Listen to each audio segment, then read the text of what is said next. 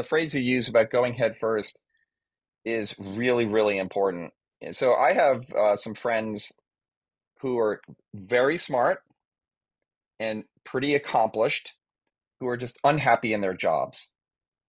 And they kind of like either hit a ceiling or things turned at the job. And I'd say, find a new job. And they say, oh, I'm too old now. And I'm going to, I've got tenure. One of them is a professor, and I don't want to give that up. And I'll say, life is too short. Be strategic, have a plan, but don't settle. I don't care if you're 50 years old or 55 years old. I started my consulting business at 55. David Rubenstein, who's the founder of Carlyle, is a billionaire. He said for years and years, if you don't start a business by 35, you won't. And I always thought, I don't see why that has to be. So I turned 55. I leave Carlyle, and now David is my main client. And so there's this notion of like life is short. You don't know if you're going to get sick or run over by a car. I don't live my life worrying, but I'm mindful that life is short. And settling is not a good thing generally. Because remember what we're talking about, how do you be your best? And how do you be successful, again, however you define it?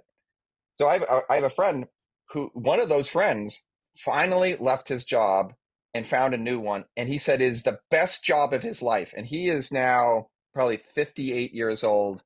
I'm so happy for him, so proud of him that he had the courage to finally do it. And it worked. I mean, there's no guarantee, of course, but if you just settle, it's almost, remember we talk about the physical stance with hang around the hoop. The opposite is settling. We just kind of slump over and you're mopey and droopy.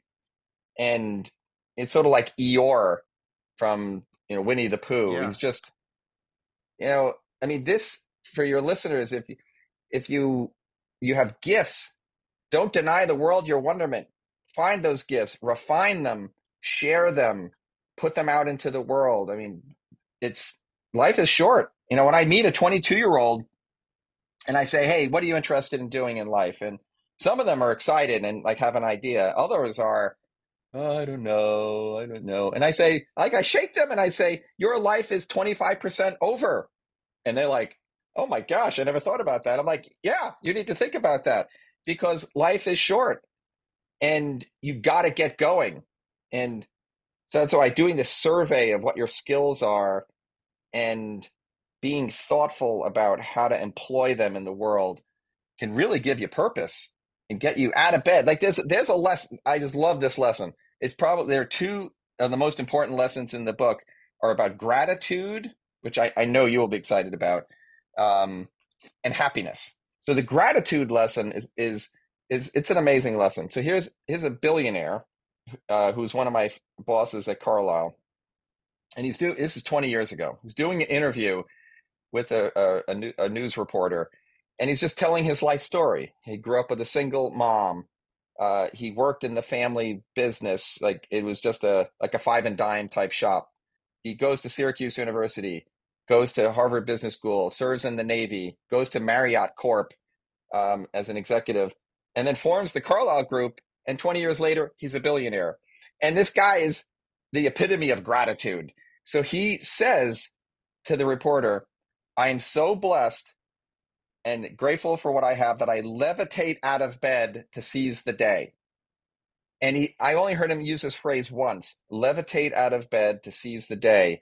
And I was so blown away by it because it gets at the heart of seizing your gifts and your opportunities and not frittering them away and watching them go by because they will.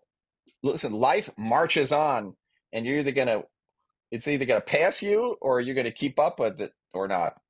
Well, how we go at the day has a lot to say about how we live our life. And so if we lay around in bed every weekend or every weekday or whatever it is, and we wait to get up and we're slow and we're not excited and energetic, that is not only probably a bad way to start productivity, but it's also a really challenging way to get motivated and to build on a better day. I don't mind an occasional nap. I don't mind an occasional sleeping past the normal time, but at the same time, I do like to get up and be active right away. And I found that so much of I found personally, just individually, that I don't like to wait to do the things that I find so important to the end of the day. So working out, spiritual time, any time of prayer and meditation.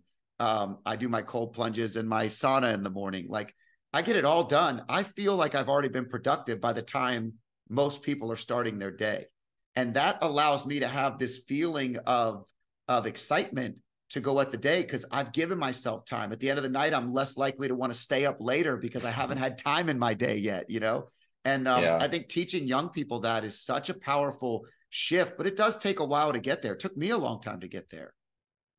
I love that. I think, like self-care is important, and your faith and your body, kind of mental health and all that. So I totally get it. And I think and it's also like the concept of inertia. It's a fascinating physical concept because, it's an object in motion will stay in motion, but an object at rest will stay at rest. So if any of your listeners are thinking, well, where do I find the purpose?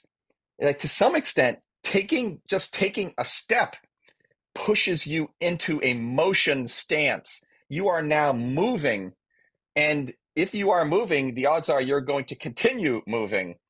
And then as you go through self-discovery about what are your gifts and talents and passions and dreams and all that, and that will help give you purpose, and then that motion will drive you towards achieving those objectives.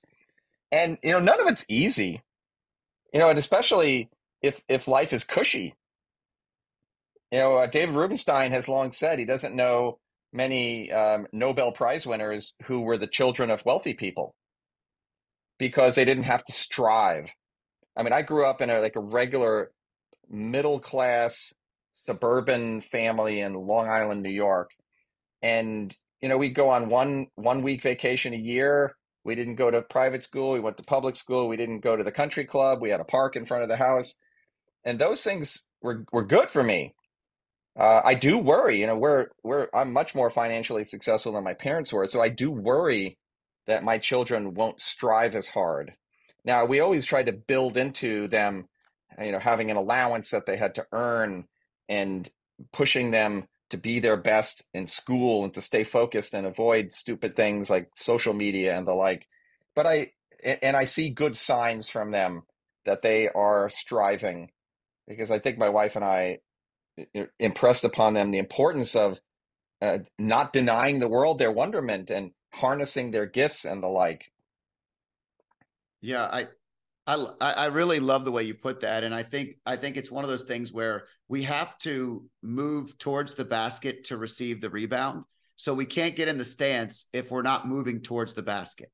So the Yeah. analogy there is it keeps on with the being under the rim and really being in the stance because it does provide you the opportunities. And then the other part to that is in talking we covered a lot there, the gratitude and the way that somebody goes at the day and that inertia is also really important, but it does just start with one small thing. Sometimes it could be a small.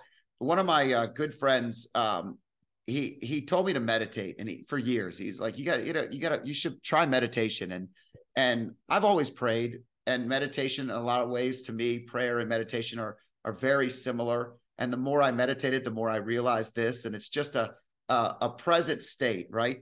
But he said, just start doing 1 minute a day. And I started with 1 minute a day.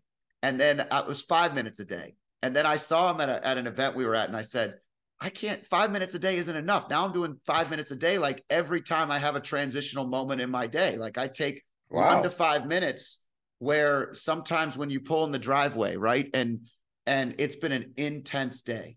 And some days are just more intense than others. And I pull in the garage and I just stop. I turn the car off and I just take at least a minute to breathe through that, just because. And that's a 45-year-old version of mistakes made in the prior 20 years where I would go in so intense and so excited and so excitable. And you bring that same intensity home, and that's not really the thing that I should be doing. And so learning to transition.